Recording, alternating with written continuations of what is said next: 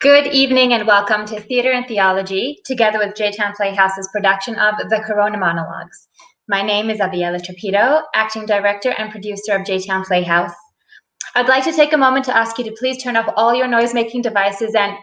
No, never mind, forget about that. Don't do that.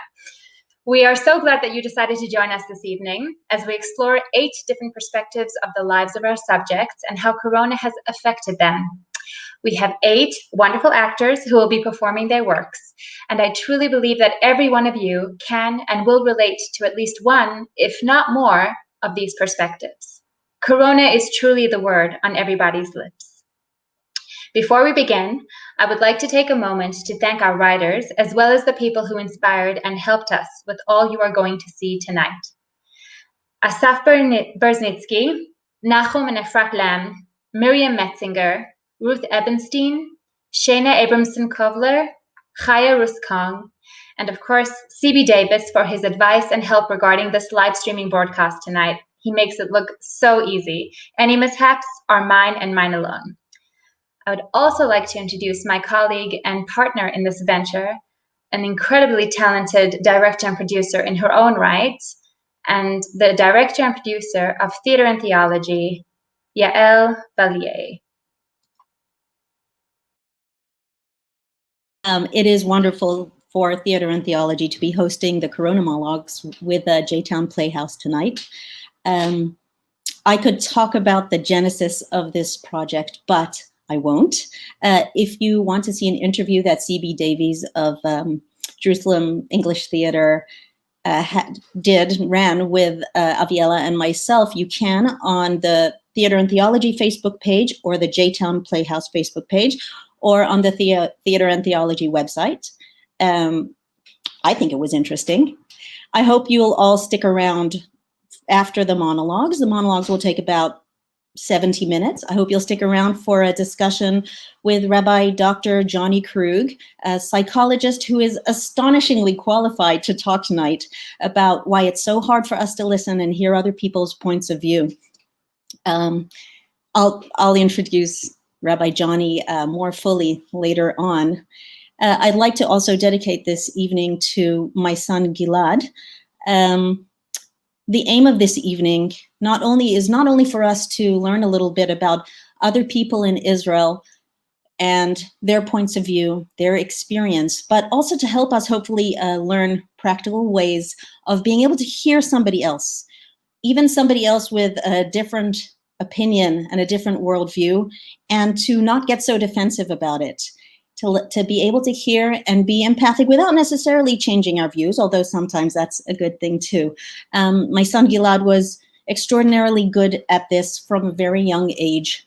I will tell you one very quick story. He came home one day from first grade, certainly not more than second grade, and his knee was bleeding, and he told us that a kid had pushed him on the way home, and that's why his knee had gotten scraped and was bleeding.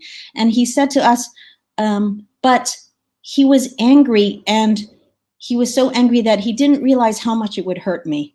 And actually, I think that doesn't need much more comment, but I hope that in that spirit, we'll be able to listen to each other, and also at the end of the evening when we speak with Rabbi Dr. Johnny Krug, to learn some practical ways of how we can see the other person's point of view, understand that they're people too, and not necessarily bad people. Okay, moving right along, it is my pleasure now to introduce Aviella Trapido as our first actor, the multi-talented co-director and co-producer of this event, and also of the J-Town Playhouse, seasoned performer and classical singer Aviella Trapido, performing the monologue, The Colonialist Left, based on my interview with an anonymous person and with her writing input. The Colonialist Left, Aviella Trapido.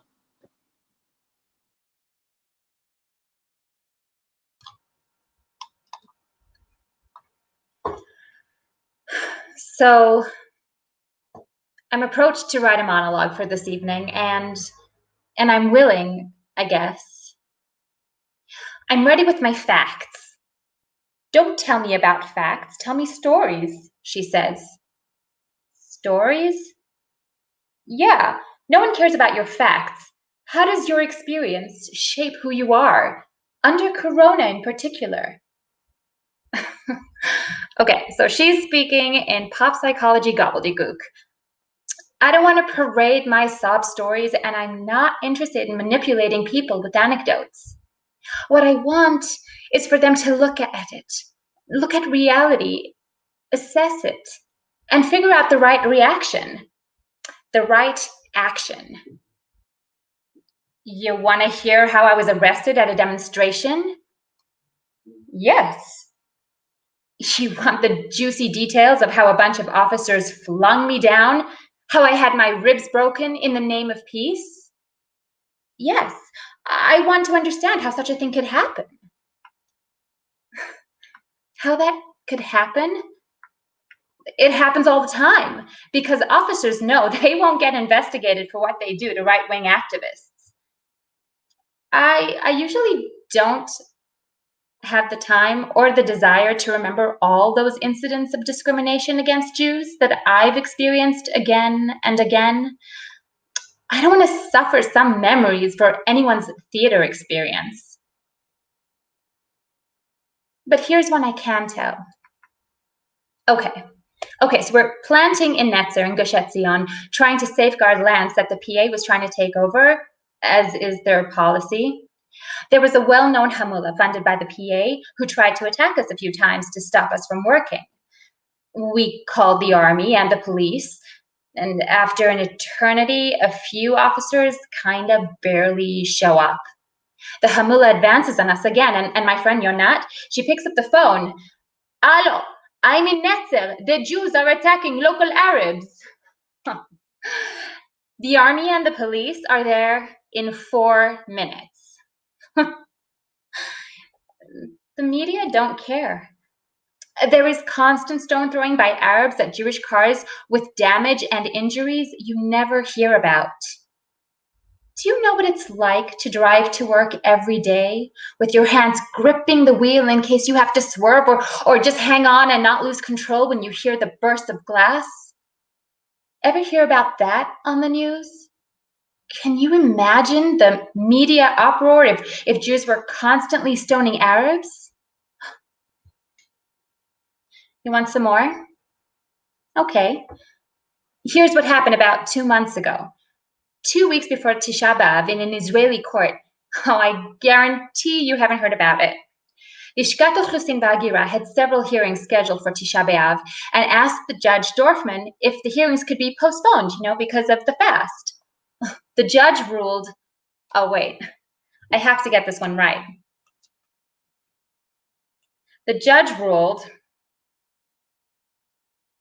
the court understands the difficulty of undertaking hearings on Tisha B'Av, but since this is a regular workday, the hearing will take place as scheduled. Okay, whatever.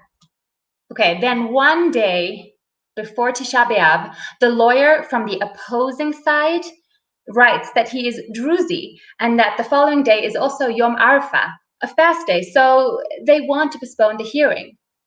Too bad, right? Wrong. The same judge wrote this. Given that tomorrow is Erev Chag HaKorban, we have no choice but to reschedule the hearing. Wake up, people. This happened in the Jewish state 2 months ago. She asks me for a personal story to which her audiences can relate. Okay, here's a small story, one of countless similar ones.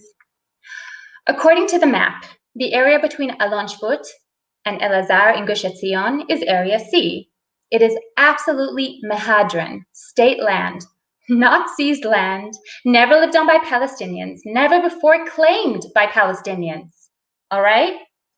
Since 2005, Arabs funded by the EU and by Oxfam, by the way, get tools and tractors and have been trying to take it over. As Salam Fayyad has said out loud for anyone to hear, we do not read Area C on the map. So we call the civil administration and tell them that we are going to the area to plant. Not for gain, just to show, as in all the maps, that this is state land.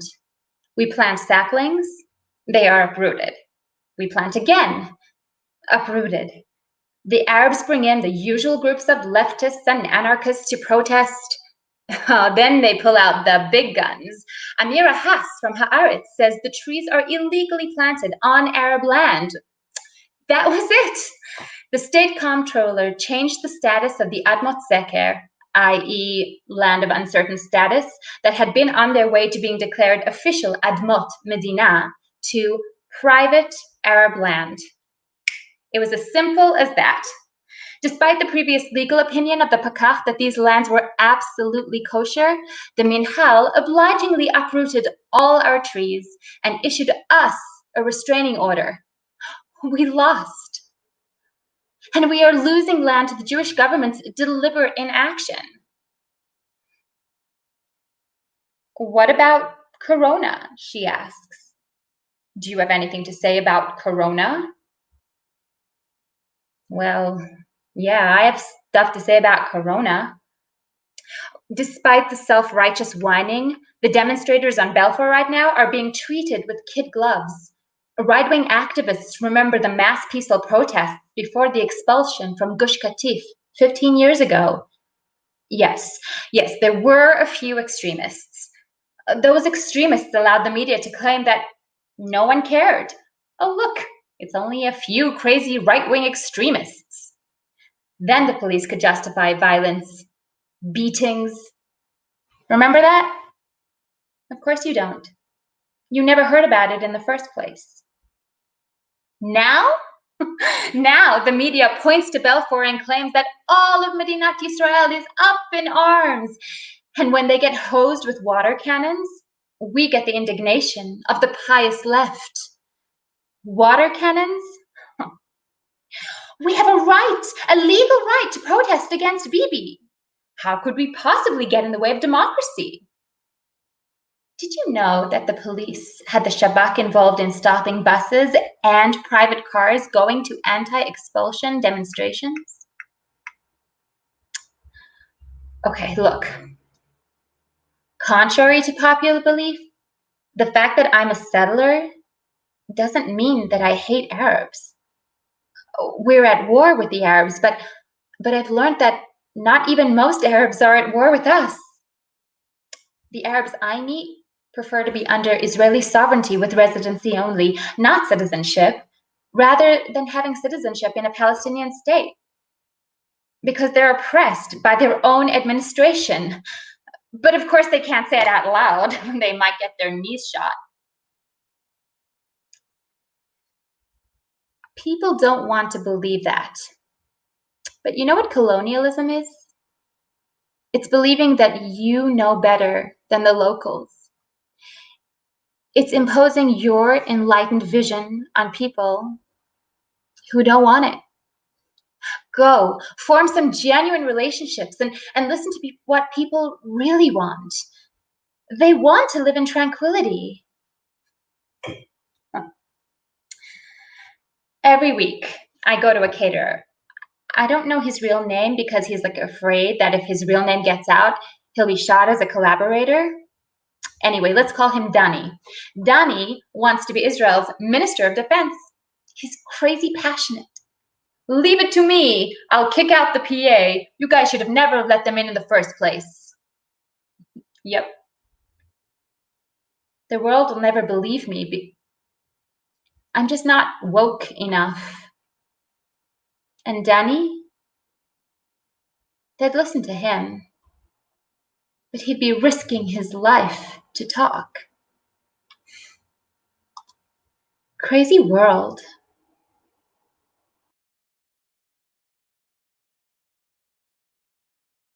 Thank you very much, Aviella, performing the colonialist left. Our next performer is Howie Metz, performing Sounding the Shofar by Asaf Brzezinski.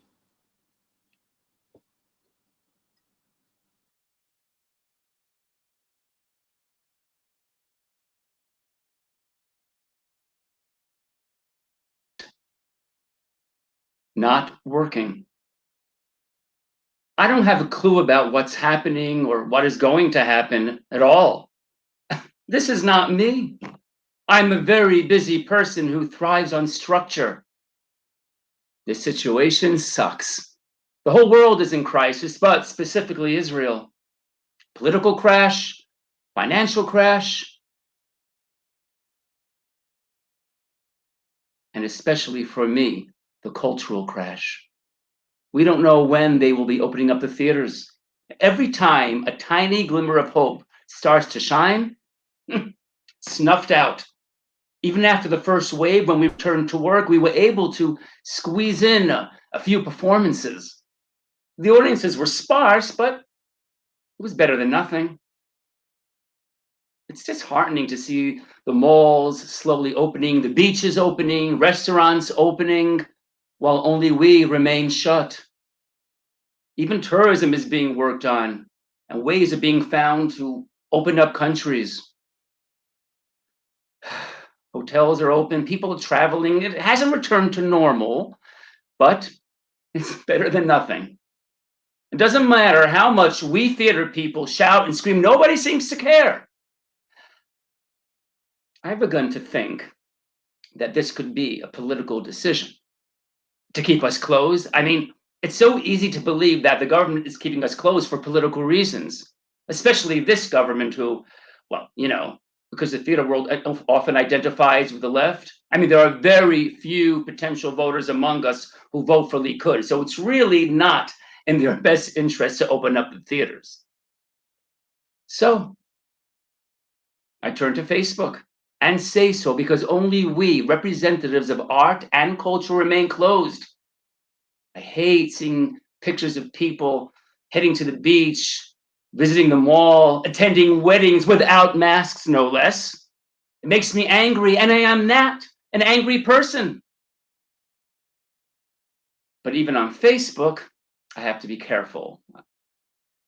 I've been told by people, even close friends and family, that I should cool it, that I'm coming across too strong, too anti. I mean, what will people think of me? I should just play it more neutral, especially as far as my job is concerned. Just be Switzerland. But how can I remain silent when so many people have taken to the streets? So many people are protesting. So many people are angry. I don't want to be angry. I don't want to offend anyone, especially my friends and family. So I find myself with a lot of time in my hands. Okay, so I'm learning languages, reading more books, watching more Netflix. But Facebook is a great platform to reach out to friends, to glean information, read articles, and hear people's opinions. And it's easy to express myself on Facebook, like sounding the shofar. How apropos, as we're now in the month of Elul. On the other hand, most of the people I interact with on Facebook are in the same pool as me. We share the same passions, ideals, professions. So I guess it's not the world's opinion, just mostly our shared opinions. When I find myself wandering onto another page, that fact slaps me in the face. I even see posts from extreme right-wingers, left-wingers. I mean, there are even people who support the current government. There's a whole other side. And I do realize that Facebook, despite its goal being to unite people from around the world, still helps you remain in your own little pool. I guess if I were to walk down the streets of Mea shouting my thoughts and ideas, it would be a completely different story. The government, oh boy, I would not want to be in their shoes. They have the hardest task, no doubt. They are facing a huge dilemma. I get it. Lower infection rates by closing down or maintain the economy by staying open. But I wish they would trust us. Trust us to know how to conduct things in a safe way, in the right way. At the theater, we know everyone who walks in the doors, and we keep tabs on our audiences. Our audiences are very responsible and sympathetic people. Now, this whole issue of Datiyim versus Chilonim is ridiculous. I am definitely sensitive to Datiyim. My husband is Dati. His family is Dati. My friends are Dati. I am enveloped within a religious community, so you cannot tell me that I am not sensitive to this world. I mean, it really bothers me when people think I am anti or I don't care. It just really makes me angry that we are shut down and required to remain restrictions, and all it takes is for a bunch of angry Haredim to angrily protest about not being able to fly to Uman for Rosh Hashanah, and suddenly the skies open. What a double standard.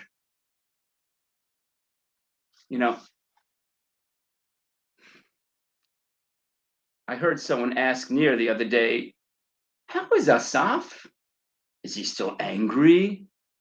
Well, think about it. This affects my entire life, my professional life, my social life, and my personal life. Now, I was thinking, if I were an actor preparing for a role in the world of Corona, I would really try to highlight the internal conflict within this character, who, on the one hand, is unsure about his future. He's angry. He's angry at the government and their approach to the cultural world and the country at large. Angry, vocal.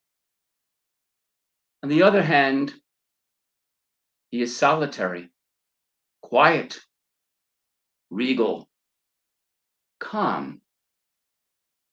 His rage bubbling under the surface, suppressed, so he won't look crazy to his friends. Look, we could take it in the direction of religious versus secular, left versus right. That's always done. But what is it about this time of Corona? What sets it apart? Someone told me yesterday that every summer something happens. If it's not the Olympics, which were canceled, it's a war. If it's not a war, then it's these demonstrations against the high price of cottage cheese. Maybe it's connected to the summer.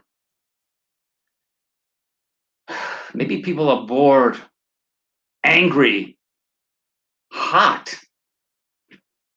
It's not a time to be cuddled up in the warmth of your home, quiet and calm.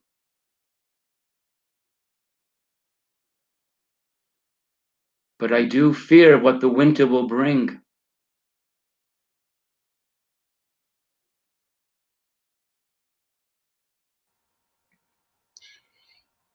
Thank you very much. That was Howie Metz sounding the shofar.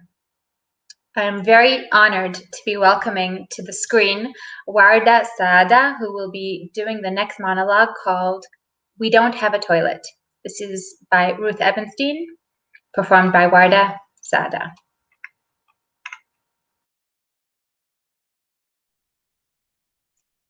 What exactly is anti-Arab? Is it a policy or a feeling? And is that your fault that you feel that way if you've been fed that attitude forever? I don't know. I can't tell you what you feel about Arabs or Arabs, as may some people call us. Maybe even you or your uncle Baba.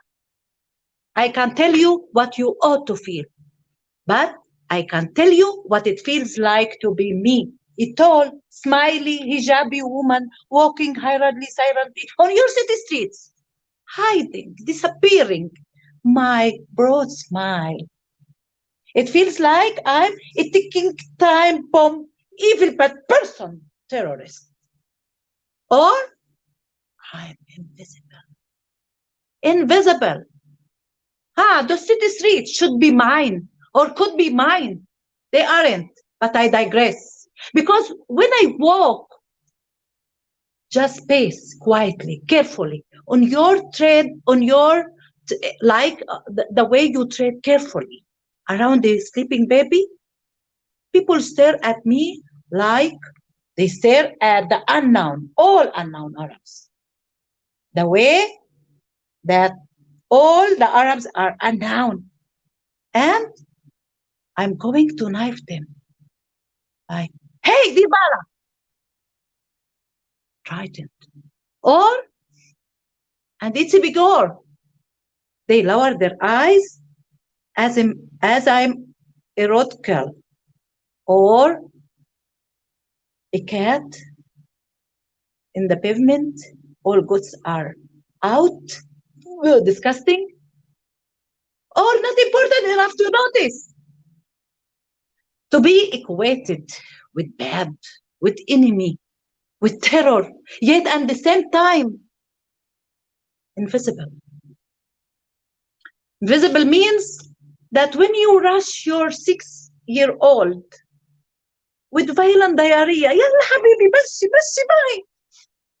The violent can't hold it coming down, like any second of kind.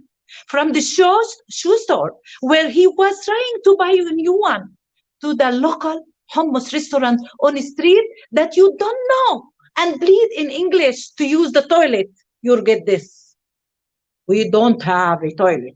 Oh, you don't have a toilet? Really? You don't have a toilet? Or you don't have a toilet for me? You don't have a toilet for customers? Or you don't have a toilet for me? In other words, you don't have a toilet for a tall woman in hijab. Tall woman in hijab, the ticking time bomb, even that person, terrorist.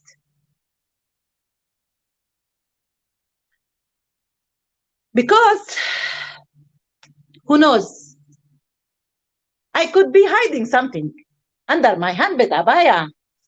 It can be machete, it can be knife, it can be a bomb. It happened.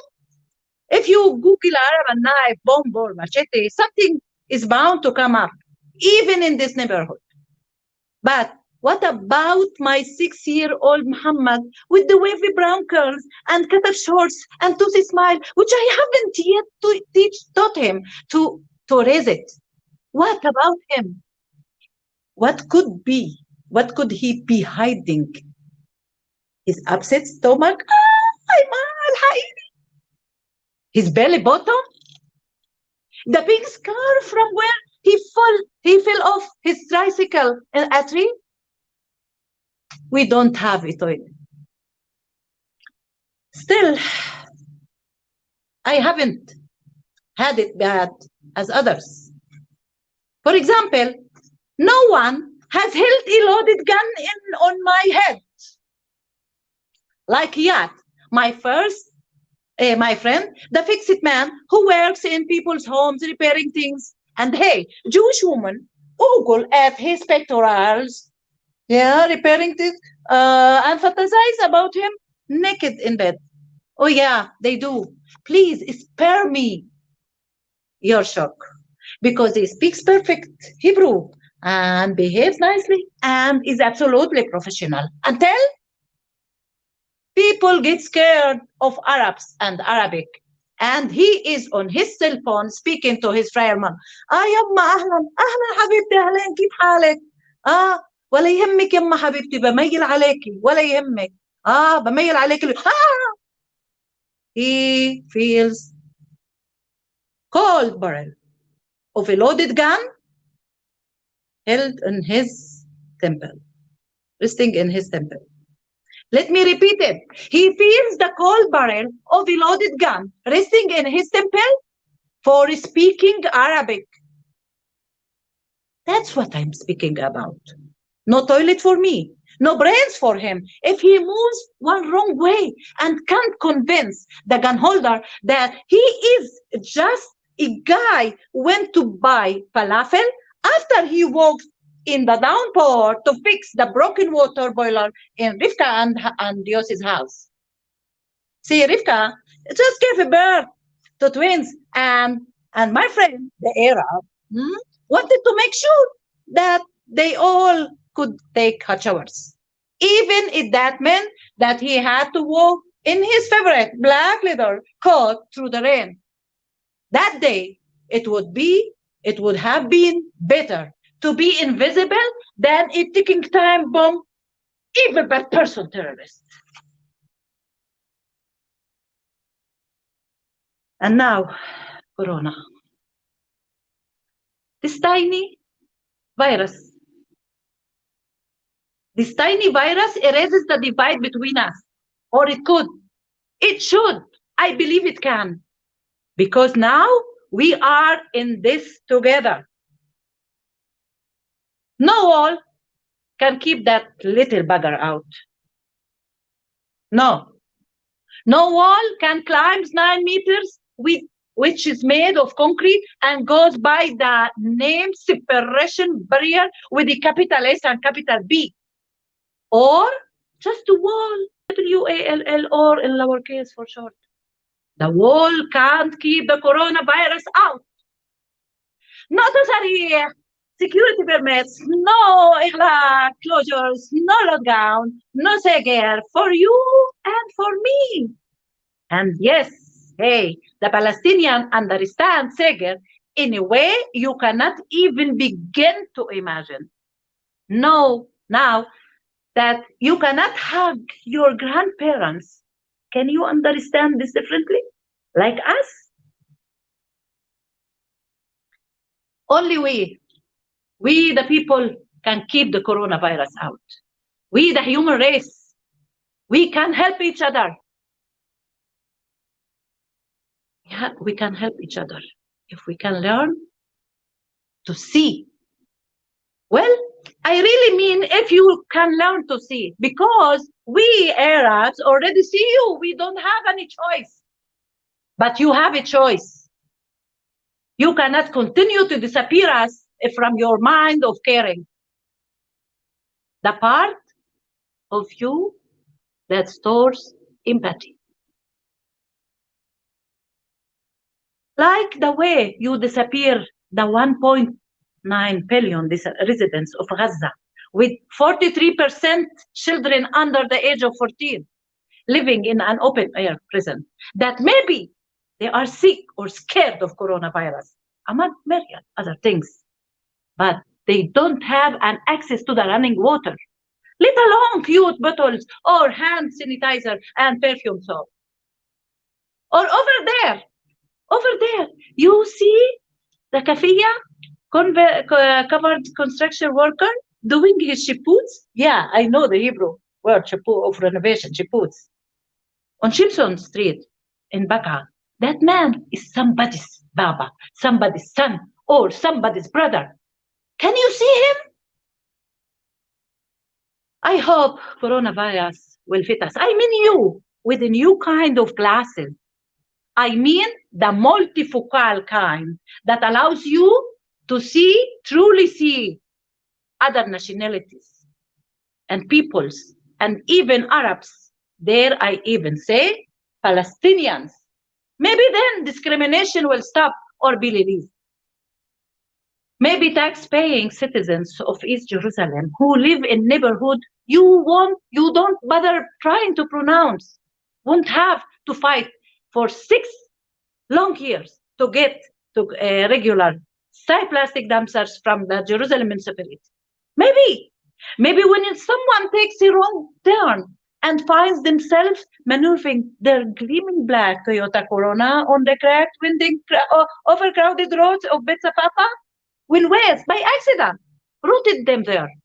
They will see that our infrastructure is not the same as your infrastructure. And if you think Bet Zapapa is bad, you should see Laysawiya or other neighborhoods. I can't say, shall I say there, that their infrastructure is crap. We don't get the roads you get. We don't get the parks you get. We don't get the garbage collection you get. We don't get the safety railings you get. We don't get the pedestrian walkaway you get. Hey, we don't get immobility, period. We don't get the hope you get. We don't get the dignity you get. We don't get the equality you get. Oh, the list of what we get, the list of we don't get, what you get is endless. Now, do you get it?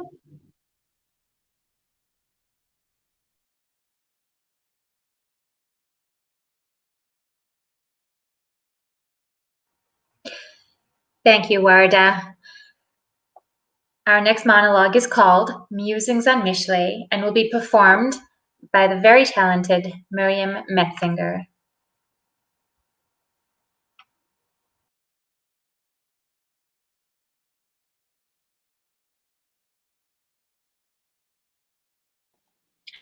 I just love working at the mikvah. It's the only place where nothing matters. Well, it doesn't matter what you wear on your head or what you don't wear on your head or what you wear on your body. At the mikvah, everyone who walks in is created in the image of God. It's such a wonderful place. You'd be amazed who comes into the mikvah. Oh, because we welcome everybody. It's so thrilling to be a bridge to the wider community. Such a bracha. When a woman rises from the water and I say kosher, I can't help it. I sing it. Kosher, kosher, kosher.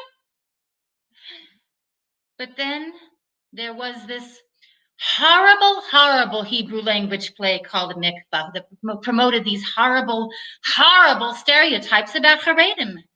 You know them already, but I will regale you. We are judgmental. We gossip. You are not allowed in our club. We're superstitious. We're brainwashed. Forced poverty and neglect. Forced marriages against our will. Forced sex accompanied by fear, embarrassment, and confusion. Well, I'm sorry. That's not my life. That's Hollywood.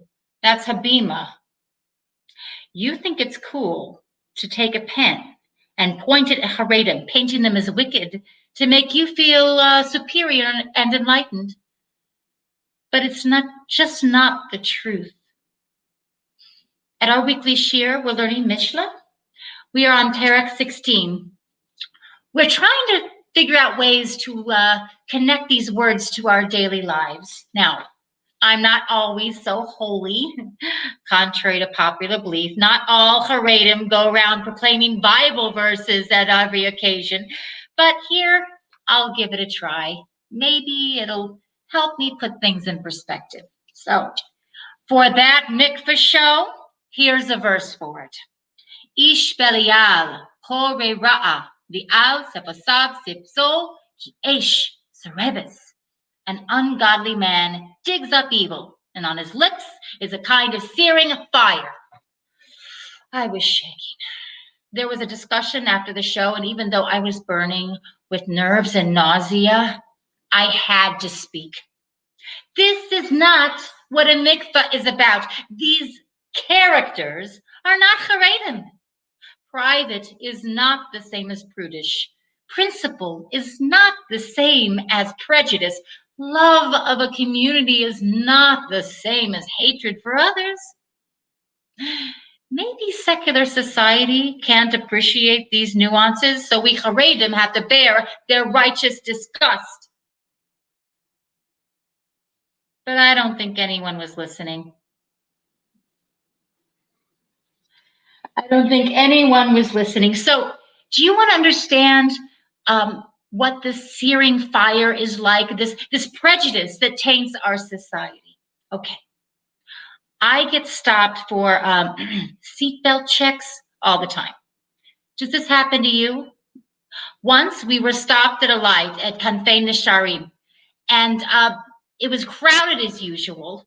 And while we were about to drive the car, when the light had already turned green, two policemen wrested the car door open and started checking inside of the car, ostensibly to make sure that our children were belted in properly.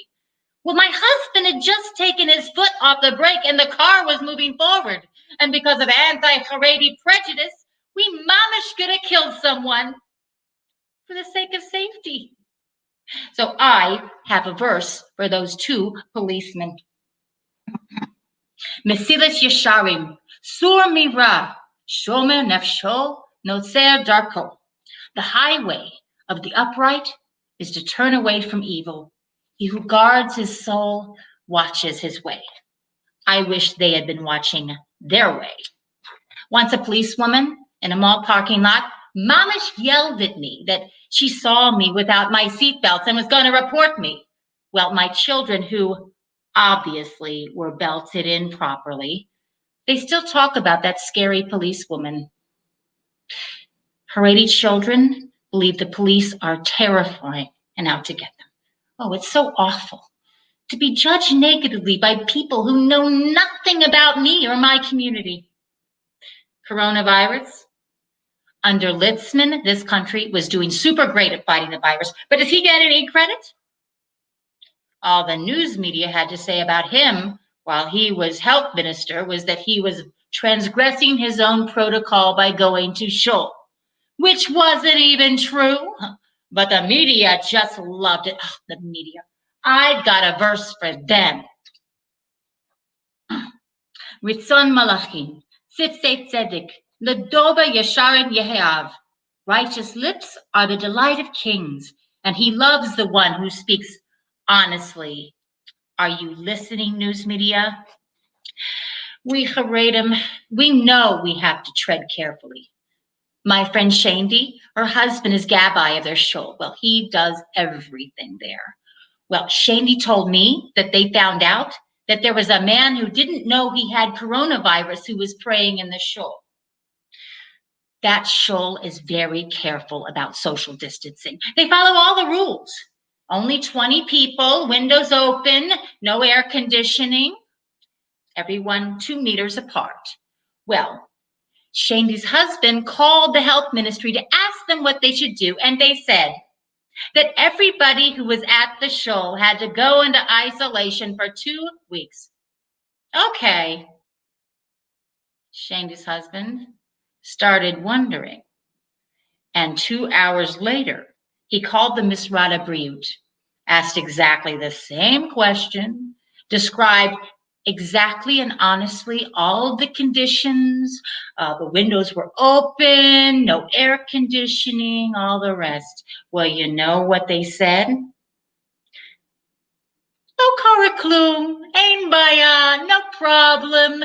You don't have to go into isolation in the conditions you described, did I mention? Why did they give the answer the second time? Because Shandy's husband said that he had been in his office in Tel Aviv and not a shul. So they said, ain baya, no need for isolation. Are you surprised? I'm not. 20 people in isolation when only one needed to be. 20 people, most of whom work, by the way. Ugh. I avoid the news. Well, I read it occasionally. So many headlines about Haredim are negative. And when that happens, something in me just twists. And it's like, here we go again and again and again. I just want to strike out. Well, maybe I should keep one more verse from Parak 16 in mind. Chesed ve'emes, yichupar uvon u'beyiras Hashem, sur mira. With loving kindness and truth will iniquity be expiated, and through fear of the Lord, turn away from evil.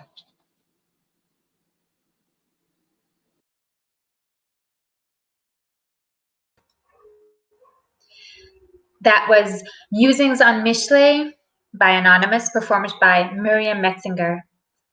I'd like to invite Eleanor Kaufman, who will be doing the next monologue, called Waiting for Motherhood by Shana Abramson Kovler. Place myself in the round of your belly and the curves of your breast. Will you love me with a love that goes beyond love, beyond breaths, beyond dancing? Will you unfurl my petals like a flower to teach me to look into the place where the roots meet the earth, to laugh at the sun and to kiss the rain? Will you unwrap me into the world and help me to grow inside it? The sun is a round belly sitting on the thighs of the earth. You will strip its meat and eat it for breakfast, constructing and deconstructing. The patriarchy of the leaves, the xenophobia of the roots as they cling to the ground. The narrative is merely a slight taste of nausea when you kiss me. Love is a carefully constructed illusion reflected off your breasts when you shower. I trace myself in the drops of blood I line within you. I swim in the red between your thighs.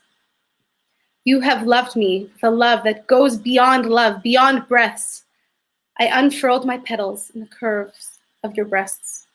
I danced in your belly and jumped on your thighs, constructing and deconstructing my roots, my leaves, my narrative. But sometimes life is the scent of rotting flowers and the slight taste of nausea when you cry. Will you suck on your nipples when you mourn the world that has been lost inside you? That's a poem I wrote for my embryo. But which one? I've transferred 6 and can't remember the difference between them. I already feel like a bad mom. But how's it possible to be a bad mom when you've never been pregnant? Oh, hi. Yeah, so 2 timed intercourses, 5 IUIs, 6 embryos transferred in 2 rounds of IVF, 0 positive pregnancy tests. That's my calling card when I go from doctor to doctor, hawking my uterus like some sort of reproductive whore. I lie there, my legs open, as a wigged woman shoves a wand up my vagina and begins to measure my uterine lining. The weirdest part is that we're wearing masks, so we can't see each other's faces. It's kind of dehumanizing. I guess that brings me to my second calling card. I'm a feminist, an orthodox feminist, researching mikvah. So between that and IVF, I spend a lot of time talking about vaginas. I might start listing it on my resume, capable of discoursing about labia in multiple languages. I'm 32 now, by the way. I've been in some sort of infertility process since I was 27. Just as I was beginning, I had to have heart surgery, which is its own long story. Suffice to say, never schedule a routine EKG on your husband's birthday. After the surgery, I had to take a break for 6 months. The minute the cardiologist gave me the go-ahead, I called the fertility clinic for an appointment. But because I hadn't been there for a few months, I counted as a new patient. And because I was only 29, I had to go to the back of the line. I had to wait 6 months for a new appointment. So now, here I am, just past my 32nd birthday, with no baby in sight. So when treatments are canceled because of coronavirus, I'm devastated. They tell me it's because of lack of research about pregnancy and coronavirus. There isn't evidence it's harmful, but there isn't evidence that it's not. Most days, I'm grateful to live in a country where IVF is heavily subsidized by public insurance. But this feels like the government is taking away my autonomy, denying me the right to weigh the risks for myself. Also, women who don't need fertility treatments aren't being advised to avoid conceiving. How am I supposed to react to the double standard? It brings up feelings I face when I go to mikvah. In Israel, mikvahs are state-run institutions. So when a mikvah attendant watches over me to make sure I'm completely immersed in the water, a government employee is literally monitoring my naked body. But when IVF gets canceled, I know that the only way left is to try to conceive naturally, which means going to mikvah. So there I am in March with coronavirus rates rising daily, avoiding the supermarket. And now I'm going to have to immerse every part of my body in a tub of water that 12 other women have already dunked in. Oh, don't worry, she assures me the mikvah is clean and pure. As if I'd been questioning the water's religious credentials. But I dunk anyway, and I cry, and I pray to God that just as God answered the prayers of my infertile foremothers, so too, God should answer my prayers. I won't say God hasn't answered my prayers, but I will say that 3 months later, I still wasn't pregnant. Coronavirus numbers were under control, hairdressers were open, but IVF wasn't. I begin to panic. What if IVF doesn't open up until there's a vaccine? It could be a year away or more. Finally, IVF opens up just in time for my birthday. I spend my birthday injecting myself with hormones to produce eggs, praying that the eggs I produce would give me the most precious birthday gift of all, motherhood. One of my greatest fears now is being put in quarantine, which would mean missing doctor's appointments. So, as the country opens up, I sequester myself. But I do make one important trip. A friend told me that the mikvah of horrors I'd visited in March had since had a government inspection and was now adhering to guidelines. So, I called for an appointment. This time, the mikvah feels safe. But I know that despite my safe experience, there are many women who still feel like they need to choose between safety and sex. I'm discoursing again, aren't I? This was supposed to be my story, not a lesson in feminist bullshit, a term I use every day when I wipe away my cynicism with a cup of morning coffee. And before you ask, no, drinking coffee isn't the reason that I'm not pregnant. And yes, I have heard that your best friend's sister got pregnant after she cut gluten out of her diet. Thanks. Breaking news, it's possible to not do anything wrong and not get pregnant. It's possible to observe all the guidelines and get coronavirus. So I keep subjecting myself to masked men with lubed wands. It's not as kinky as it sounds. There are no handcuffs, only stirrups. And the star of the show is not really my vagina, but my uterus. Its measurements are displayed on the screen alongside a little white drop that I'm told might one day be a baby. When it's all over, I hop off the bed. The doctor says, "Will you be taking your progesterone vaginally or as a suppository?" Before commenting on the consistency of my vaginal bleeding. During IVF, I realized that despite what I was told by my high school health teacher, it is in fact possible to be just a little bit pregnant. I have a tiny embryo inside me that could become a baby, so I'm pregnant. But it might simply disappear before developing to the stage that's considered a miscarriage. So I'm not pregnant. Then blood comes. Such a little drop with so much power. The power to determine if I will enter the realm of motherhood or be relegated to the shrine of the unanointed, where we sit in our bare feet, pouring lube on our heads and rubbing our thighs with ashes. Every morning, we go to the lady with the magic wand. She whispers in our ears, 1 egg, 2, 3, 4. We count our wares like a merchant going to market. But no one wants to buy our stolen goods. Our eggs fail inside of us, coming out in tears of blood that roll down our thighs. And each tear is a whispered prayer that has not been answered. In the end, there are no words of prayer left, only the beating of my heart as your life leaves my body.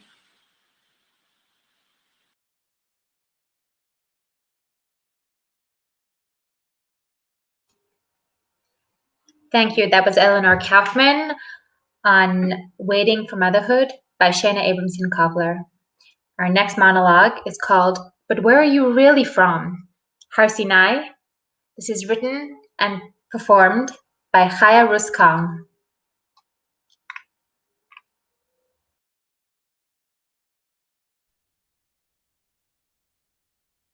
Why are you making Aliyah? Why do you feel Jewish? What does your family think about it? Why do you speak Hebrew? Do you use your phone on Shabbat? I thought getting on my Aliyah flight would have been easier. But as if my Aliyah visa meant nothing, the Israeli security interrogated me for more than half an hour standing. And in the end, just so she would stop bothering me, I showed her my conversion certificate. My parents, who were sending me off, watched all of the lines at the check-in counters clear off before me. But that's not over. I was sent, along with some non-Jewish East Asian tourists and an African-American footballer, see some sort of consistency here, for further checks. But you know what? She's making Aliyah, and so am I. I start my life in Israel. Strangers go, Ni hao, or Konnichiwa, as I, a modestly dressed Jewish woman, walk down the streets of Jerusalem, not caring if I even speak Mandarin, or for that matter, Japanese, and not trying to strike a meaningful conversation. They've never entertained the possibility that I might be Jewish or even speak Hebrew. At the start of the COVID-19 pandemic, random strangers go, Corona! I'm flabbergasted. Aren't we all made in the image of God? Some strangers stare. and motion at me as I walk down the street, and even when I'm praying at the kotel and in the shul. You know, like how some people would go in like a very rural tribe and be like, oh, that's the only white person here. I don't even have phoenix eyes. I have almond-shaped eyes. And do you know how many times within seconds of meeting me, I've been told, I have the perfect shidduch for you. Oh, and surprise, surprise, he's always Chinese, much older than me, speaks mainly Chinese, and is a convert. You know what? It's the 20th time that Shimon Yang has been suggested me as a shidduch. Oh, and in case you're actually worried about me for my languages, I speak 5 and I'm learning a 6th. And on my shidduch days, by the way, strangers would do their own thing. Once I was sitting a pretty respectable distance away from my shidduch, and we were both modestly and obviously Jewishly dressed. There's this guy who came over and he's dressed religiously Jewish, and he takes my shidduch away for a minute. He talks to him. God loves you very much. He wouldn't want you to be associating with non-Jewish women like that. My shidduch comes back, speechless with shock. Hundreds of strangers ask me over Shabbos tables within a few minutes of meeting me, where I'm really from and what my story is. But sorry, I'm not a 2-minute Shabbos table story. And speaking of Shabbos tables, please spare me your. On Rosh Hashanah, we dip apples in honey, and the bracha on olives is ha'etz. Within 5 minutes of meeting me. Yeah, that actually happened. I didn't make that up. I don't think there's a mitzvah to patronize the convert. But I believe we have a solution to all of this.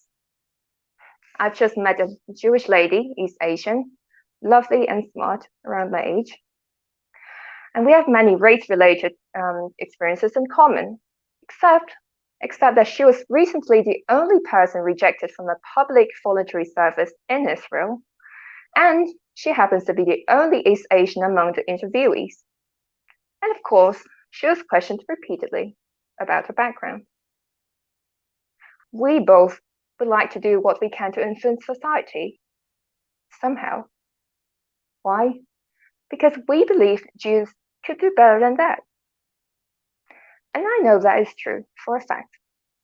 There are so many people to whom I feel grateful. The fact I'm living in Israel, gainfully employed, happily married, is a product of Hashem's kindness and that of many kind-hearted and lovely people, family, friends, acquaintances, leaders, teachers, and harutas, with whom I have genuine personal friendships with sensitivity and empathy to each other. A few months ago, it was back to the beginning of the pandemic here. Predictably, I was, on a shidduch date, and a stranger on the street, on the other side of the street actually, he pointed over me and said, "Corona!" The astonishing thing was, though, that my shidduch ran after him and demanded that he apologize, which he did. As you may romantically predict, we got married during the first lockdown, actually. So we have a few things that we could realize from him, I guess. First, we've been on a long, long exile, and it takes some time to shed tribalism from any people and to become, eventually, the light to the world. And you know what? People who go like, "Hey, honey, where are you from? Korea, Japan? Seen you around. Talk to me." They bother me less now that I'm married because, I cover my hair, which probably means, hey, that maybe we should have more respect for single women. As for the people who act ignorantly or bystanders who choose to be silent, I try to feel mercy for them and not to pass on the hurt. As the Torah stresses tens of times, "You shall love the stranger, for you were strangers in the land of Egypt." God has trusted us, Jews of minority race, to equip the Jewish people with the tools to understand and fulfill this emphasized but often undertaught commandment. I look out from my backyard towards the old city walls. We have entered the land of Israel. We have seen the prophecies of its abundant produce come true. And in our quest to rebuild the third temple, now it's high time for us to face our mission to become the light to the nations, starting with Achdut, unity, and Avat Chinam, baseless love, especially for the socially marginalized, be it somebody Chinese, Arabic, somebody who's an almanah, an orphan. We were once in Egypt. We have the empathy deep in our souls. We just have to awaken it. And maybe, just maybe, Corona is one of the alarms.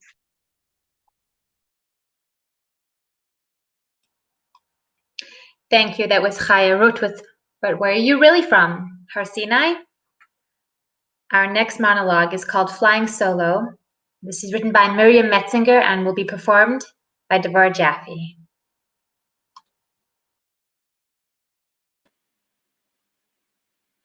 My heart is beating a bit fast, and I explained to my 14-year-old carefully, speaking almost syllable by syllable to make sure he is listening and actually understands. I've sent you by WhatsApp my ID card. Your information is on the slip of paper beneath it. It's proof of both our identities and proof that you are my son. Damn, my new address isn't on the Teudat Zehut. What if a police officer asks you why you are walking from Katwan to Arnona but not to Gilo, our old address that's on it? Who would walk all the way to Gilo? It would take 2 hours, my son asks sensibly. Someone whose dad can take him and there are no buses.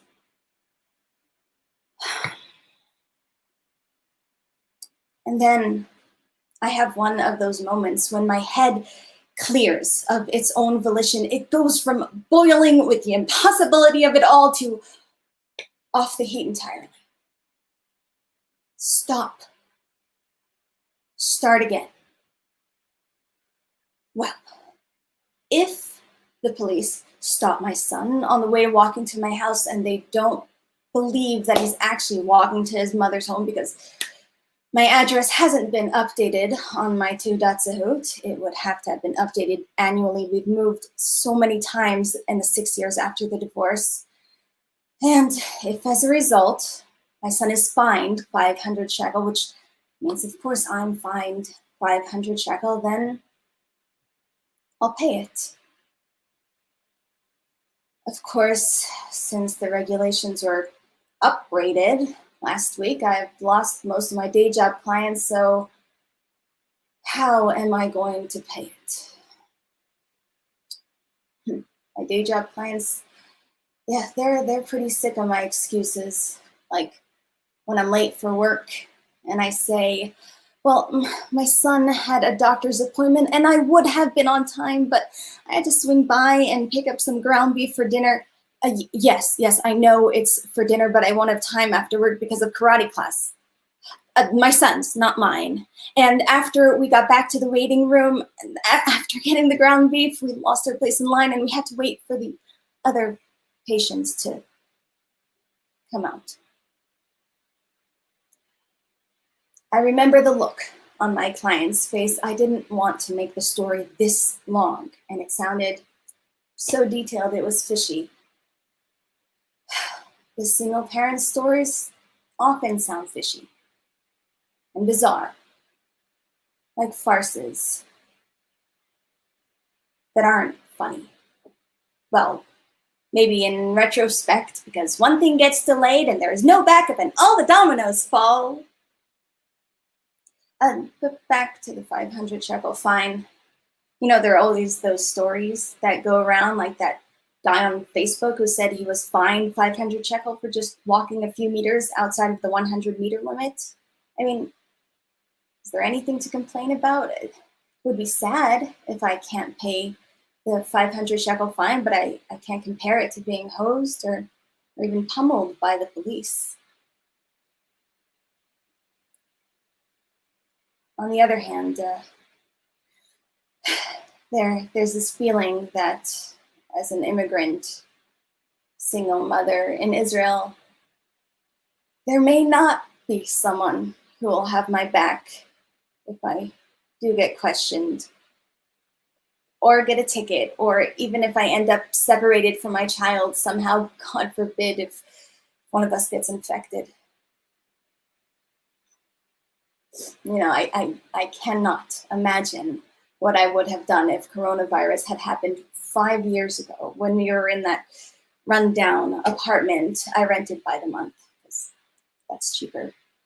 We were all packed together in this 150-meter room, but when there was a snow day and they were off from school, they could go out and build snowmen, or like most of the kids, they spent a lot of their time playing outside in the summer.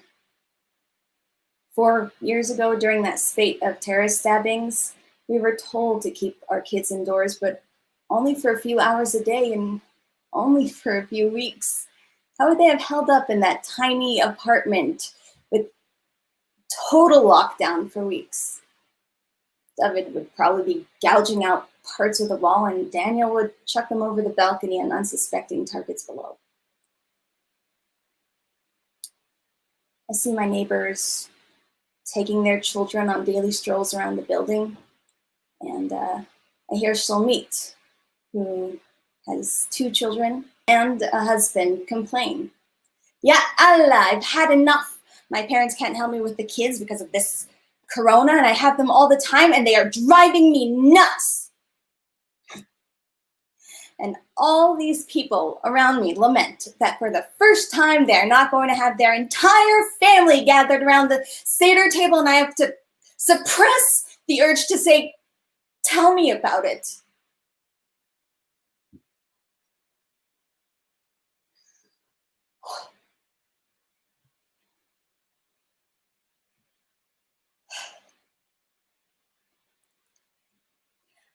I kept insisting for years, if you believe me, perhaps until now, that a Seder can really be a Seder with just me and my kids.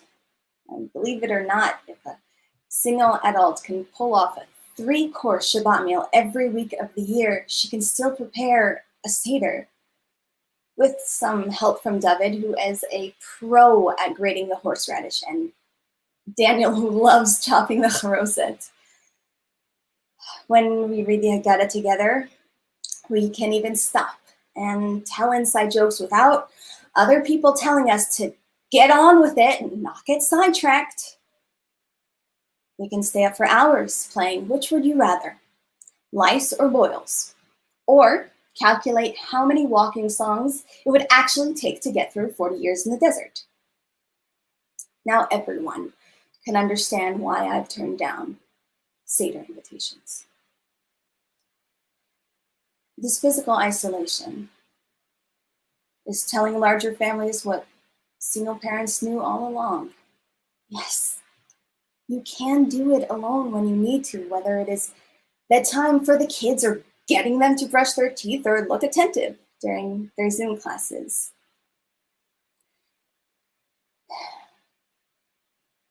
In some sense, all families in the time of Corona can finally find common ground.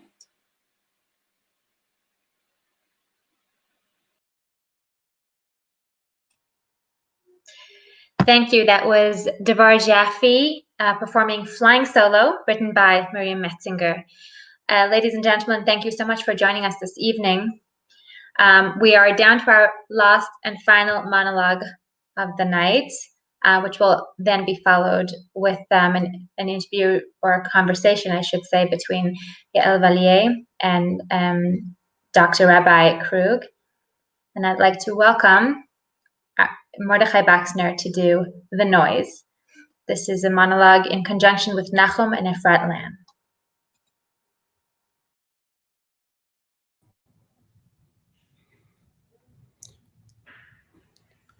In some ways, I think things were better when everything was shut down. Putting the kids to sleep now is a nightmare. Even my wife wakes up from the screams.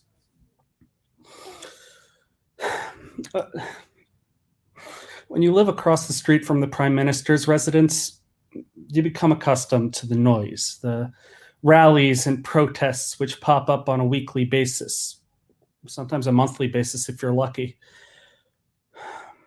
We've lived here for 10 years, and it has never been this bad.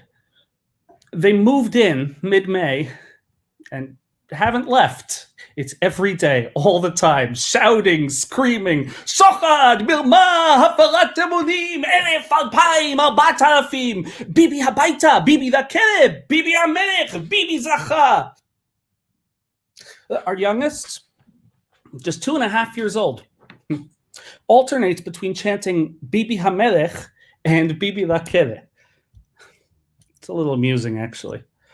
But anyway, it's the elderly you see sitting there, maskless. In the evenings, the younger, even louder people join. It's nonstop. And there's the constant police presence. It's like being in our own private lockdown. But with noise, always the noise. I bet he's not even there.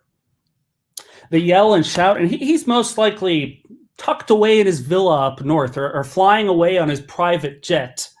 I don't know. I've never taken sides as far as the protesters are concerned, but right now, I hate Bibi. I hate him only because it's the Bibi supporters outside my window making the loudest noise. At the moment, I really worry about my parents. They're not young. They're in their 80s. They live in Queens, New York, and it spread pretty rapidly there. They were locked up in their apartment. I really worried every time they would go out to shop. Every time my mom calls and tells me if they were out doing this or that, I freak out. I usually visit this time of year, but not this year. They won't see their grandchildren, and I wonder if they ever will again. I work as a lawyer, so there's not much work going on for me, which is good as far as the kids are concerned, I guess. My wife is a psychologist, and she is working nonstop. Usually the summertime is her time off, but not this summer. She's working hard. Her job is considered chiyuni, and she calls the elderly to make sure they're okay. She calls, and each phone call is a heart-wrenching experience. How are you feeling, Mrs. Cohen? How long have you not had bread and milk? Who's taking you to your appointment, Mr. Lip?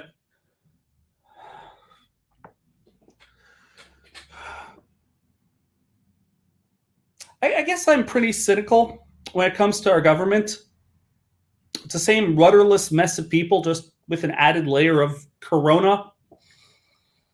I doubt they'll figure anything out anytime soon, but in the meantime, we are ruled by them. We have a slightly scratchy throat, and suddenly we are all required to go into bidud. All of us in our tiny little apartment. All of us in our tiny apartment. It sounds like a curse. And unfortunately, for many people, it is. You know, it has actually brought us closer as a family, closer as a community. Okay, so here's the silver lining. The situation is crazy, but discovering the beauty in it all has been amazing. Getting to know our neighbors has been a special experience. Friends and neighbors hear you're in bidud, and suddenly there's food at your door. Neighbors call to say they're heading to the supermarket and ask if you want anything. Our building has a WhatsApp group, which it never had before. We know everyone, and we look out for each other, regardless of age, race, and religion. It does strike me sometimes how much this experience is shaping us as a family, as a community, as a people. So many values to pass on to our kids, like saying Refuah Shlema prayers for their teachers and classmates. Remembering to be thankful for the blessings we have. Corona is their normal. Is it good? Is it bad? One second, I need to close the window.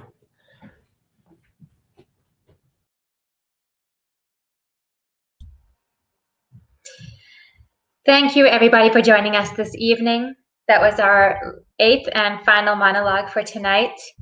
You've been a wonderful audience. I've been reading the comments throughout this, throughout the event. It's very heartwarming to see so many people turn out. This has been sort of experimental for us, and it's been an incredible journey.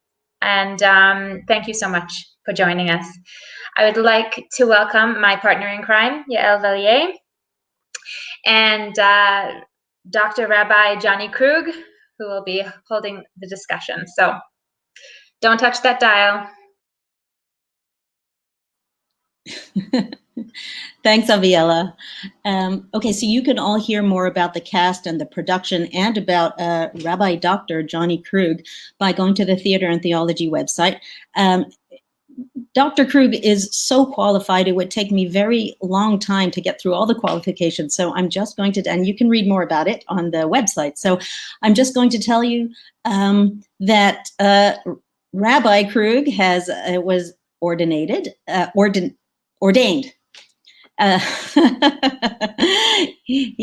So he's a rabbi, and Dr. Krug has a PhD in the use of drama in education. So you couldn't be more qualified to be here. And by the way, he was also a lighting designer, production designer, producer for decades on and off Broadway. So it's an honor to have you. Thank you for joining us. I can't hear you. Well, while you figure that out. Now it's a pleasure. Okay. It's hard to shut a rabbi up, so okay. As I've been thinking about this upcoming production, I've been thinking about how very difficult it is for us to hear different points of view sometimes. Sometimes it's easy. Someone who I've never felt threatened by, I can listen to, right? It wasn't hard for me to hear Chaya Rus Kong because I don't feel a need I don't feel threatened by converts. But why is it that my stomach squinches when I hear, say, Warda Saada talk about, well, these streets should be mine, by the way, but I digress. And why do I hear that and start thinking, wait, what do you mean? And I get all defensive rather than just being able to listen, that there is somebody else who lives here and who feels differently from me. Why do I go into defensive mode so quickly? Long answer, but I'll try and start with a short one. Dr. Warda Sada had a wonderful line, which I wrote down as she was doing her wonderful presentation. We can help each other if we can learn to see. That's a quote from her. And I think the bigger question is, how can we help each other if we learn to listen? And we have troubles listening to each other. And generally, I do a lot of marital therapy in my private practice. And what I see working with couples is that one of them will be talking and the other will already be formulating an answer before the first one is finished talking. We don't listen to each other. Active listening is a very unique kind of skill. It is not a skill that's taught in schools. It's not a skill that is necessarily picked up. But it is essential to people being able to hear each other out. The Chafetz Chaim, who was the head of the yeshivas, the Rosh Yeshiva in Radin, died in 1933, had a very wonderful expression that we have two ears and one mouth, and therefore all of us should be listening twice as much as we talk. And I don't think that that is necessarily the operational rule for those of us today. There's also another very interesting Jewish law that it comes out of and is based on the book of Exodus, on Sefer Shemot.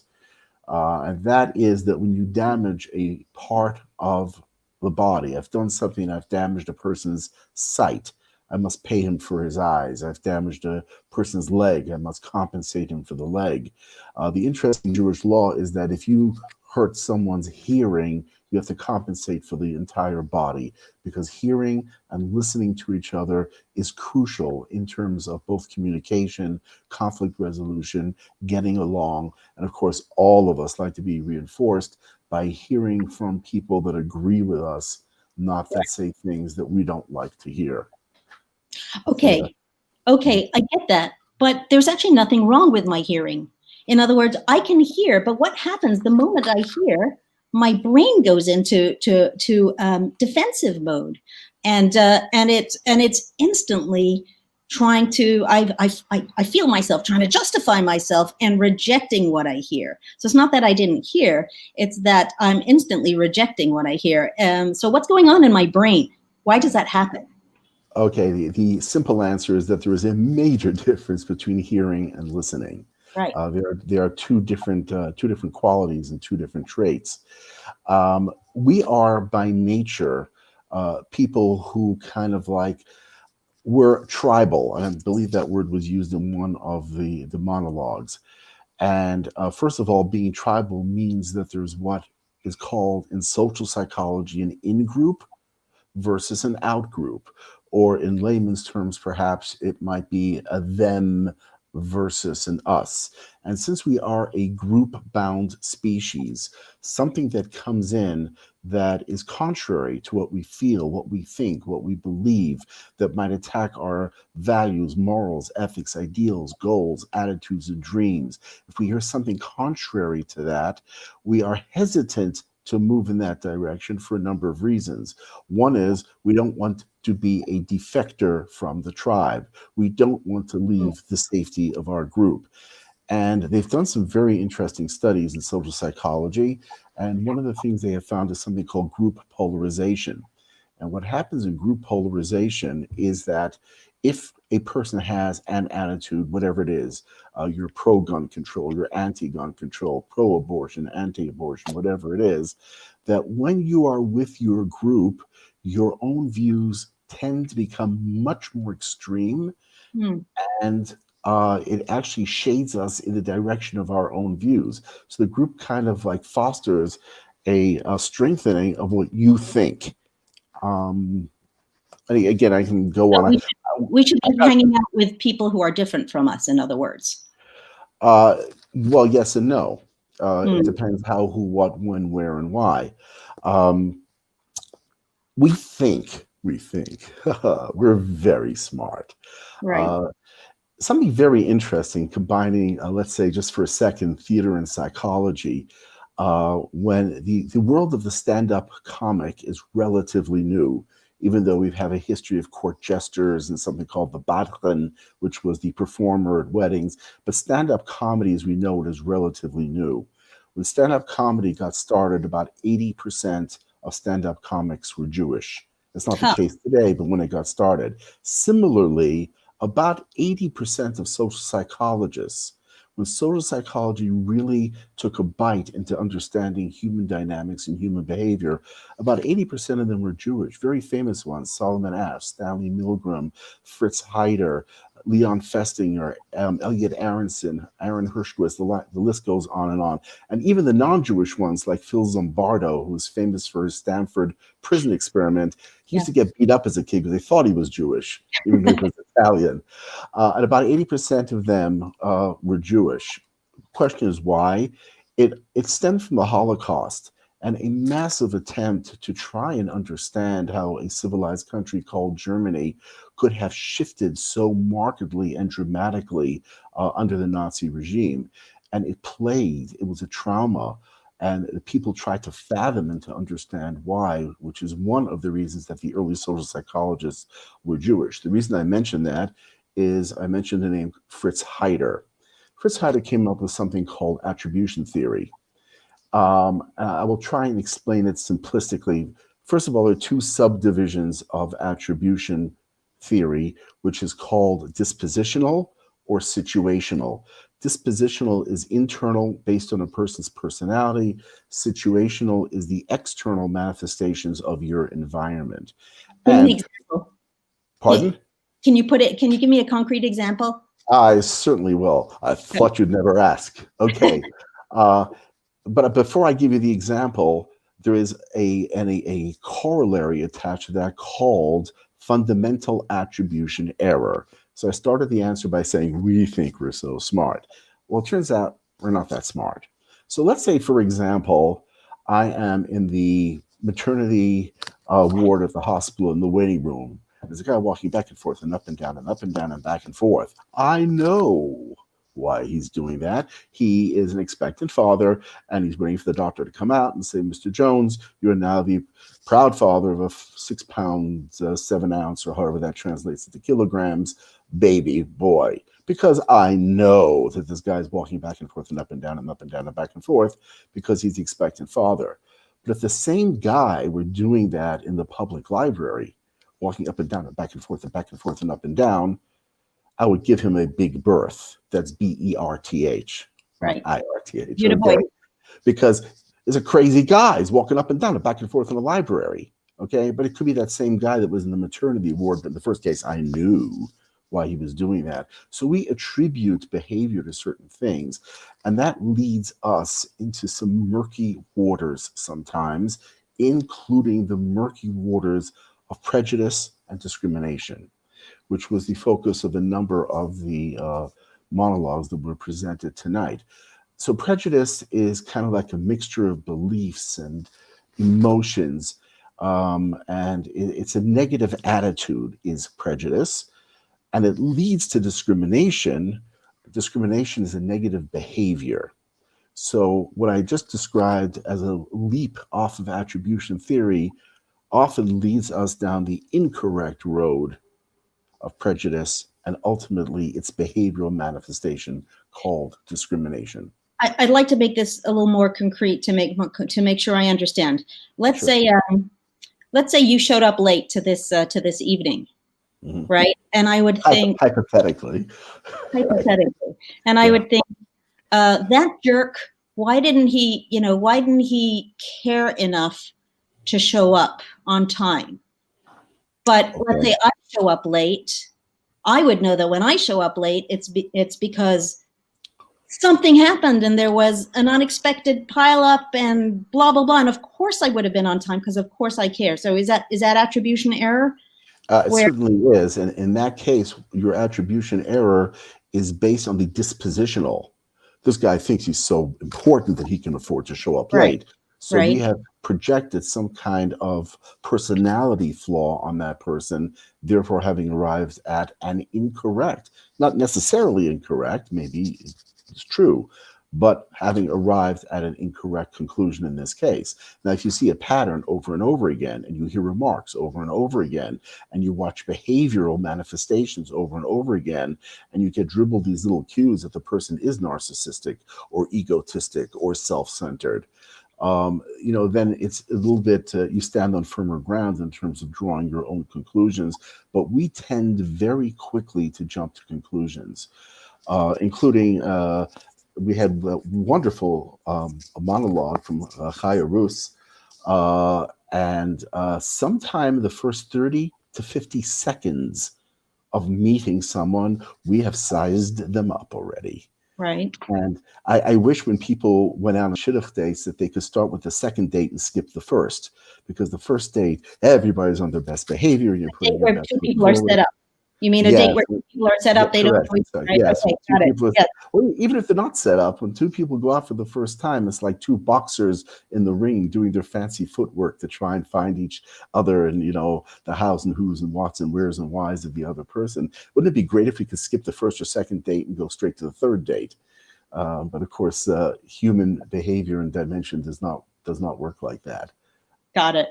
Fortunately for some and unfortunately for others. So I've been wondering how to counter this kind of stuff, right? How can I counter it when Warda was saying, well, what do you think? I have a gun or a knife under my handmade abaya, right? So abaya. So how?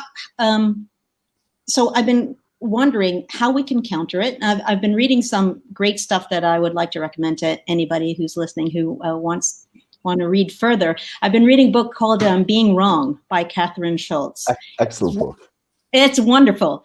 And I have so much to say about it, but it's really been helping me assess my own thinking. Why is it that the moment I hear something, I get all, that might show that I was wrong about something, even if it's a minor thing, I get defensive. And an article called Complicating the Narratives by Amanda Ripley. Rabbi Aaron Leibowitz recently put it up on Facebook, recommended it on Facebook, and I went and I read it. And that was wonderful. And she talks about active listening and developing empathy, hanging out with people who are different from you, and finding common ground. So how do I find common ground with someone? Because she says that if you find common ground with someone before entering a discussion with them, and you get to know them before entering a discussion with them, the discussion's likely to go better. What do you think of that? I can go into active listening, and it's 5 major components, and maybe I'll make reference to a couple of them. I'm writing a book in parallel to the Being Wrong. It's called Being Right, and it has like 400 blank pages in it, which I intend to release one of these days. It's an excellent question. If I had the answer to the question, I probably wouldn't be appearing here tonight. But I can really tackle a couple of basics in terms of responding to you. One of them has to do with communication. And without this becoming a graduate course in communication and lecturing, there are basically 4 components to communication, which is the channel, how a message is delivered, it's the audience who receives the message, and the 2 most important components, and this is going to be partially an answer to your question, are the message and the messenger. In its initial presentation, the messenger is far more important than the message, which means the messenger has to have credibility, validity, trustworthiness, and that becomes incredibly important. Interestingly, over time, there's something called the sleeper effect, and that is the importance of the messenger reduces and the importance of the message rises. I'll give you a concrete example. Do you like concrete examples? Okay, here's a concrete example. Let's say a guy shows up at your door, and there's been an announcement that in your community, in your neighborhood, they're going to produce a nuclear waste site. And all the residents of that neighborhood are up in arms. No way, over our dead bodies, there's going to be a nuclear waste site in our neighborhood. They're going to take it to City Hall. They're going to take it to the Supreme Court if they have to, all the way, but they're going to fight this. Okay, fine. And somebody shows up at the door, and this individual is collecting for a legal fund to fight the nuclear waste site. Good message. Except the guy standing at the door has hair out to here, and has flies buzzing around his head, missing a couple of teeth, has the breath that will kill a dragon at 100 yards, obviously has not showered in the last 4 or 5 months. There is no way the message is getting through, because the messenger has no credibility. And this is part of the answer for your question. What happens over time, by the way, is the message becomes more important. 5 weeks later, the husband and wife are sitting and saying, hey, wasn't there somebody at our door a couple of weeks ago that we're collecting for this legal thing? Maybe we should give, because at that point, the message has become more important. There are messengers that have very high credibility. Winston Churchill was a messenger who had high credibility. Adolf Hitler was a messenger who had high credibility and validity. So how can I get some of that? How can I, what makes someone a messenger with high credibility? So that's where the common ground has to get started or kicked off with somebody. How do you get that common ground? There are a couple of ways to do that.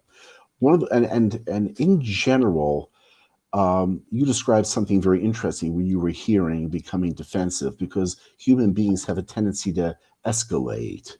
instead of diffuse. Right. So what you want to head for is diffusion, not escalation. But when you have two people who get together, first of all, listen first.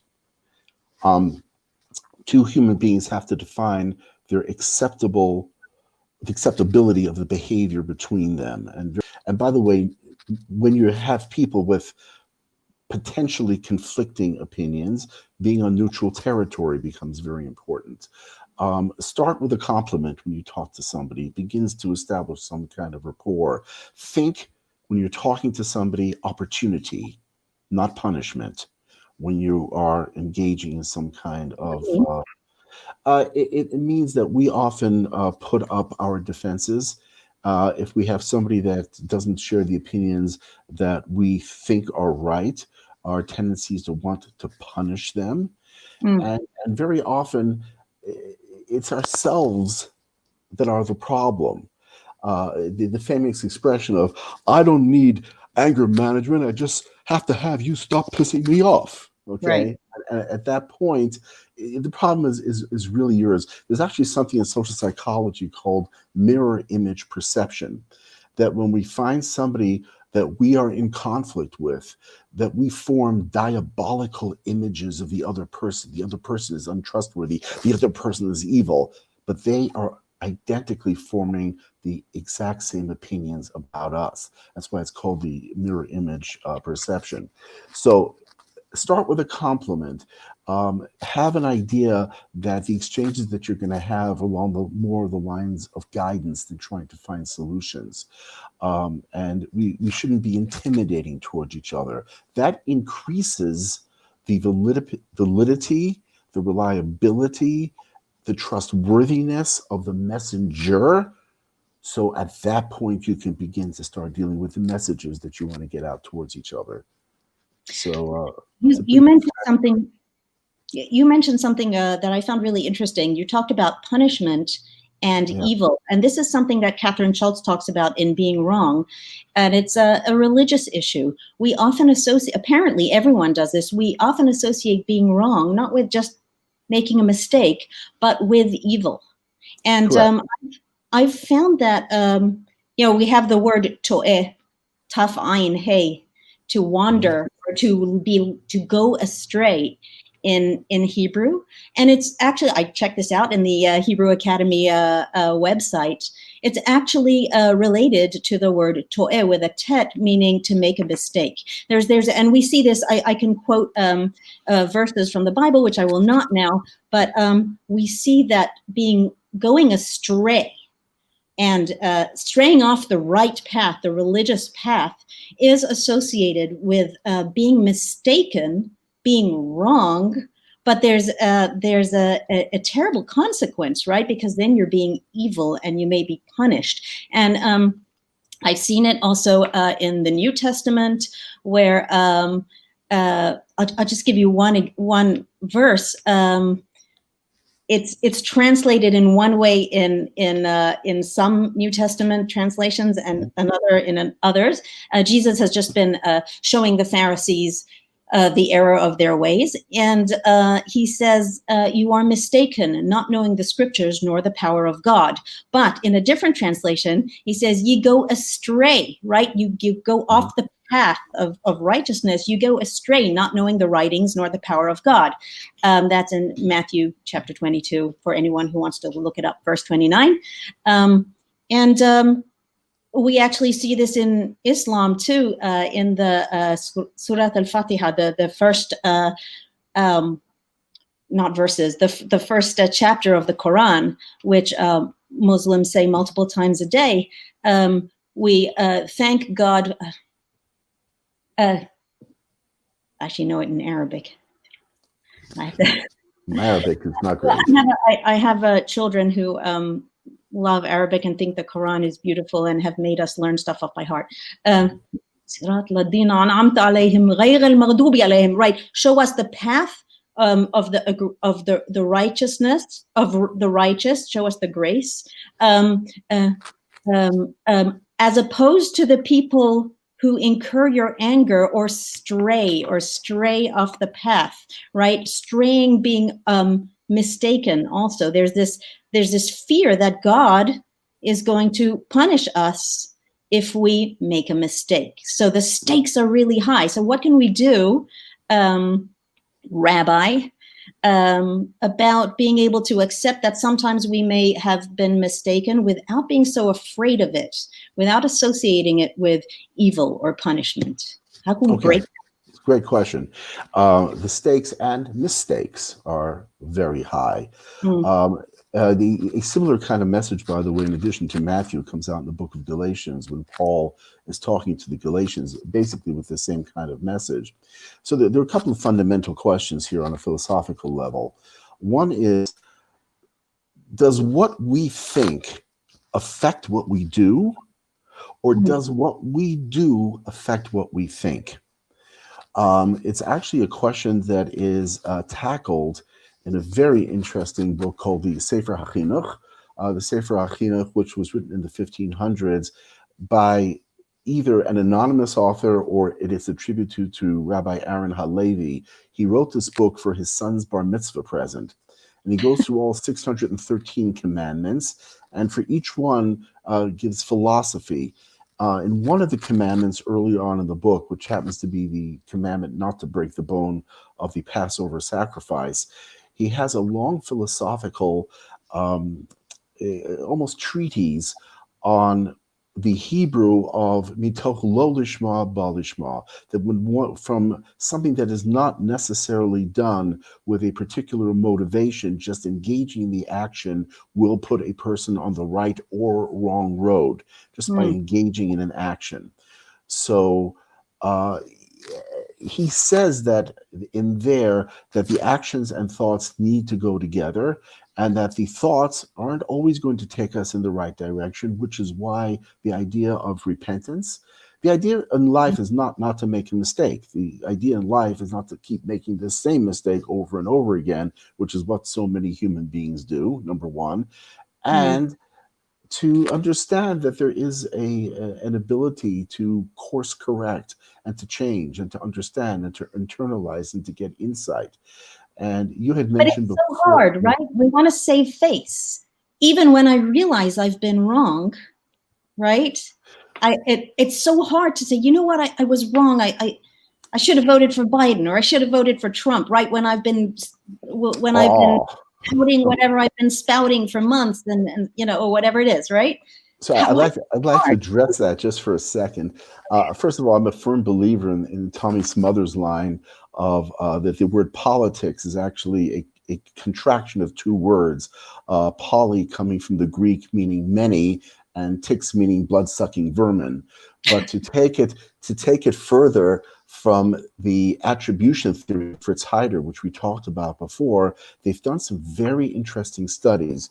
And in these studies, they have found that Republicans, or in the United States, or conservatives necessarily in other administrations, tend to blame a person, and the Democrats or more liberals tend to blame situations. It's a manifestation of Heider's dispositional versus situational attribution theory. And so a Republican will say, so-and-so, he could work harder and he could get ahead, it's his fault. And a Democrat might come and say, listen, the situation that we're creating in the environment, if we were to provide better education and social services, we wouldn't have these problems in the first place. But we don't like the idea that we're wrong because we have egos. And some of the active listening that you talked about before can actually be internalized active listening. What's active listening?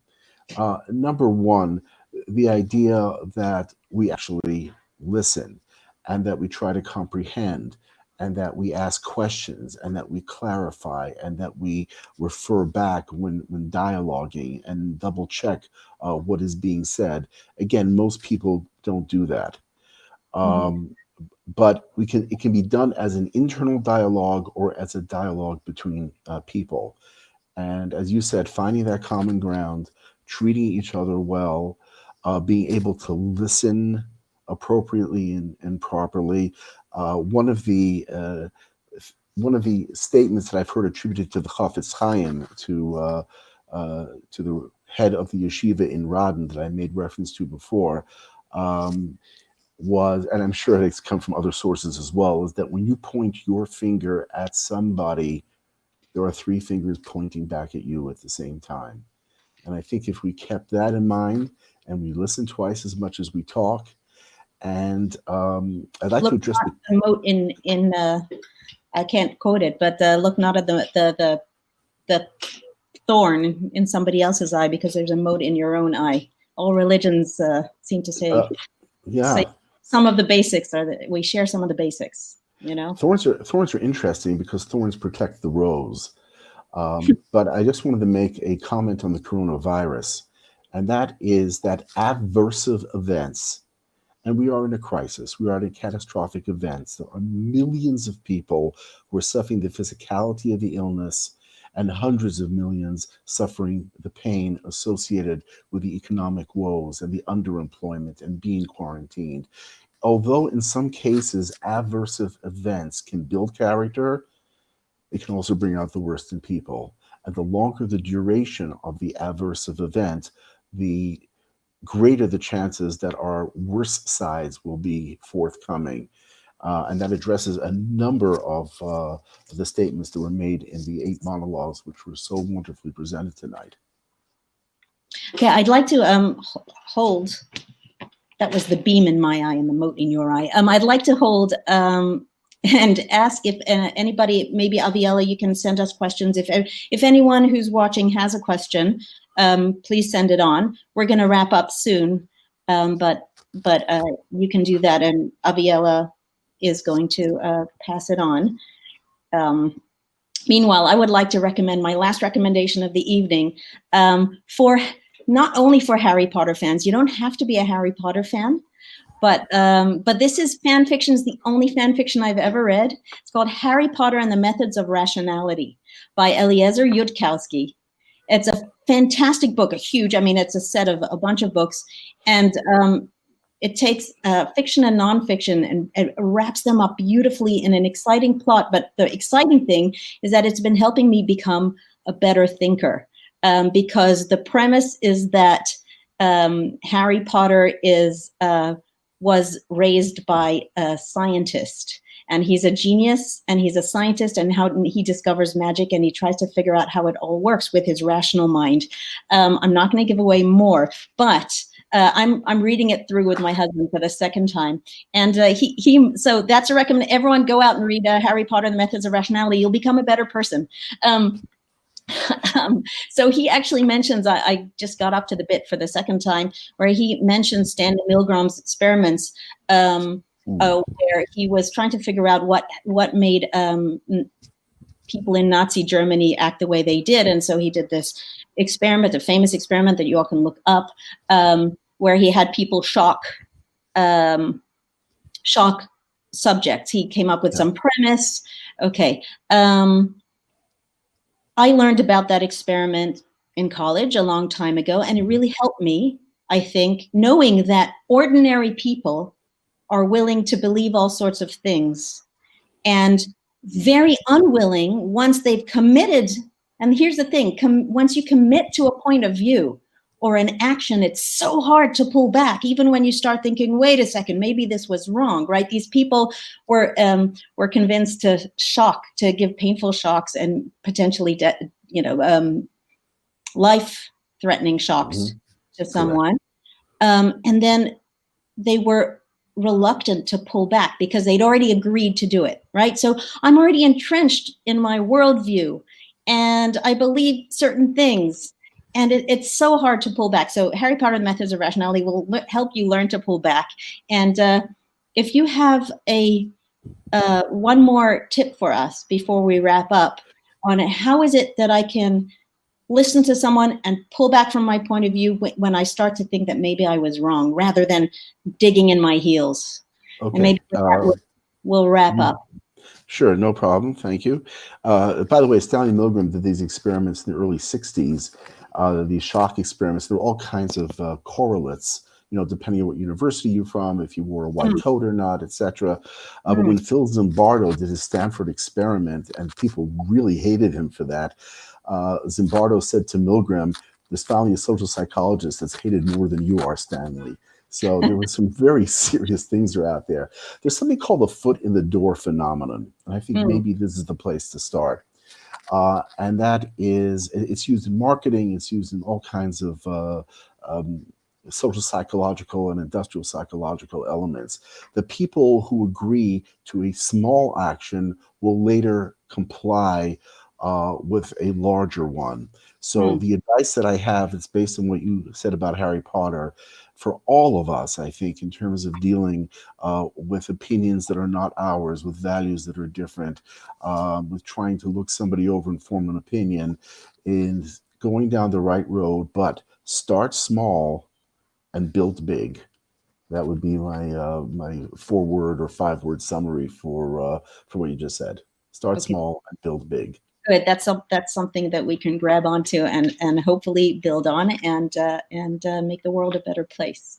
So thank you very, very much, Rabbi Dr. John Krug. Thank you to Aviella Trapido of J-Town Playhouse. Thank you to our cast and our writers. Thank you to CB Davies, who gave us a lot of technical help. It's been a real pleasure and a real eye-opener working through this process with everybody. I've learned a lot. And I'm looking forward to seeing you all at our next production.